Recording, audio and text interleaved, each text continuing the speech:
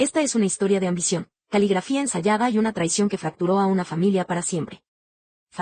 Don Manuel no era un hombre inmensamente rico, pero poseía un buen número de propiedades de renta, una serie de negocios, vehículos, monedas antiguas, relojes coleccionables, armas de colección y cuentas bancarias. Don Manuel era uno de los comerciantes más prósperos y respetados de la región. Todos sus bienes y fortuna eran el resultado del legado de esfuerzo de él y su esposa. Tenía 6 hijos. 5 de ellos y sus familias trabajaban fuera del pueblo para ganarse la vida, mientras que su primogénito de su mismo nombre, se quedaba en la casa cuidando los negocios y propiedades de sus padres. El tiempo pasó y don Manuel enfermó, por lo cual desgraciadamente murió.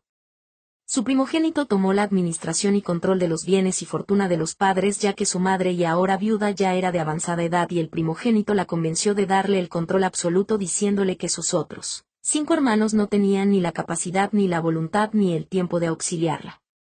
Le dijo que él le iba a reportar mensualmente las finanzas de las ventas y rentas, así como los depósitos y retiros de las cuentas bancarias.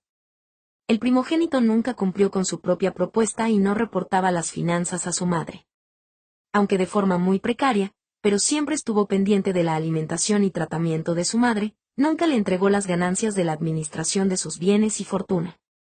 Así pasaron los años. El primogénito, su esposa y sus hijas le daban mal trato a la viuda, al fin ya tenían lo económico en sus dominios. Aunque no legalmente, pero ya tenían la posesión de los negocios y propiedades. El tiempo corrió irremediablemente y la viuda, quien ya estaba poco enferma, empezó a empeorar. Alguien extrañamente había dejado su ventana abierta en un duro invierno de -2 grados, y la viuda, sin poder levantarse, soportó hasta que un samaritano dio aviso, siendo trasladándola al hospital, donde desgraciadamente su condición se agravó, perdiendo la batalla. El primogénito cuidó de su madre durante sus últimos años de enfermedad. Pero previamente la había hecho firmar unos documentos frente a un notario corrupto, el cual extrañamente murió meses después de cometer el ilícito. Dicho notario le había leído un testamento a la viuda, que era casi ciega, pero la había hecho firmar la versión modificada a favor de ese hijo ingrato. Al fin y al cabo la viuda no podía leer con claridad. Consumando el cometido, el notario archivó el testamento. Es verdad que los otros 5 hermanos nunca enviaban dinero mensualmente para los cuidados médicos, lo cual tampoco habla bien de ellos. Malamente esos 5 hermanos confiaban plenamente en la lealtad de su hermano para administrar la fortuna y entregar a la mensualidad a su madre. Claro que eso nunca ocurrió. El documento de la discordia. Tras el funeral de la madre en 2015, una de las hijas se reunió en la notaría del municipio para exigir la lectura del testamento. Pues sus padres los habían enterado en vida de la existencia de ese testamento. Todos esperaban una partición equitativa, tal como sus padres siempre había prometido en las cenas de Navidad. Sin embargo, el notario leyó un documento fechado apenas 3 semanas antes de la muerte de la viuda, o sea, la madre de ellos.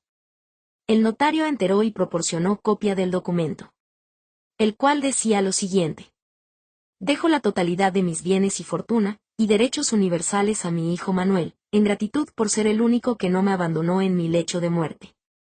A mis otros hijos, les dejo mi bendición y los ahorros de mi cuenta personal.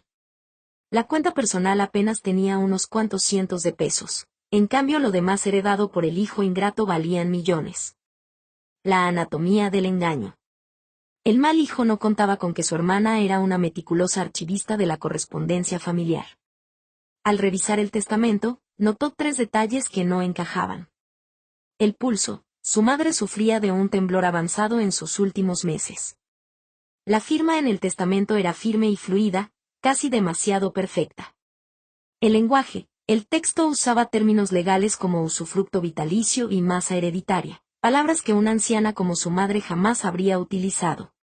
El tintero: su madre, cuando se creó el testamento, había utilizado una pluma fuente antigua de su esposo, pero el peritaje posterior reveló que la tinta era de un bolígrafo moderno de gel, comprado en una papelería local meses después de que la viuda perdiera la capacidad de escribir. La caída. Los 5 hermanos restantes se unieron para impugnar el documento. Contrataron a un perito calígrafo que demostró que la esposa del mal hijo había pasado meses practicando la firma de su madre en los márgenes de periódicos viejos encontrados en la bodega del negocio. Esto fue relatado por uno de los empleados. Lo más doloroso no fue el intento de robo de los bienes, sino descubrir que el mal hijo había presionado la mano de su madre ya debilitada sobre papeles en blanco mientras ella dormía bajo los efectos de la sedación, para luego imprimir el texto falso encima. El resultado final.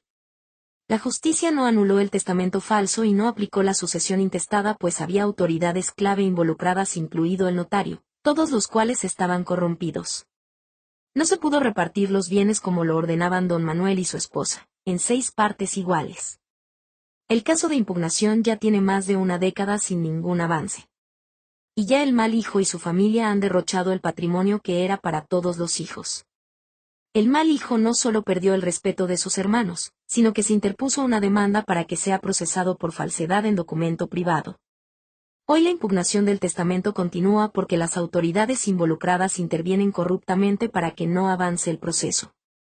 Ninguno de los hermanos soporta caminar por los pasillos de la casa sabiendo que, mientras uno de ellos sostenía la mano de sus padres para cuidarlos, el otro la sostenía para robarles su última voluntad.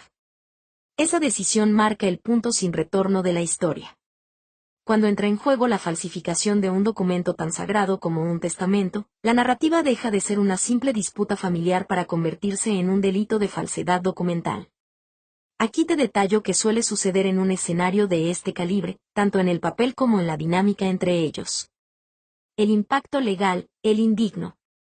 En la mayoría de las legislaciones, este acto tiene una consecuencia fulminante, la declaración de indignidad.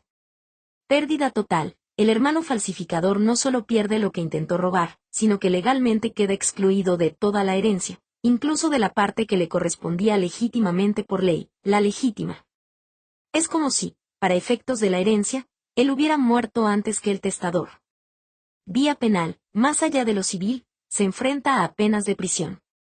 Falsificar una firma en un documento público o privado es un delito que suele perseguirse de oficio una vez que el perito calígrafo confirma el fraude. El quiebre de la fraternidad. Desde lo humano, este es el golpe de gracia a la relación. No es solo una pelea por dinero, es la constatación de que un hermano estuvo dispuesto a borrar la última voluntad de sus padres para beneficiarse a costa del otro. La traición premeditada. A diferencia de una discusión acalorada, falsificar un testamento requiere tiempo, frialdad y planificación. Eso es lo que el otro hermano raramente perdona, la intención sostenida de engañarlo. El aislamiento. Generalmente, esto termina en un contacto cero absoluto. El hermano estafado suele sentir que el falsificador no solo traicionó a los vivos, sino también la memoria y la confianza de quien ya no está para defenderse. Este es un hecho real y quisiera saber qué piensas o si sabes quién puede ayudar en la solución del caso, lo cual se ha tornado bastante oscuro y corrupto.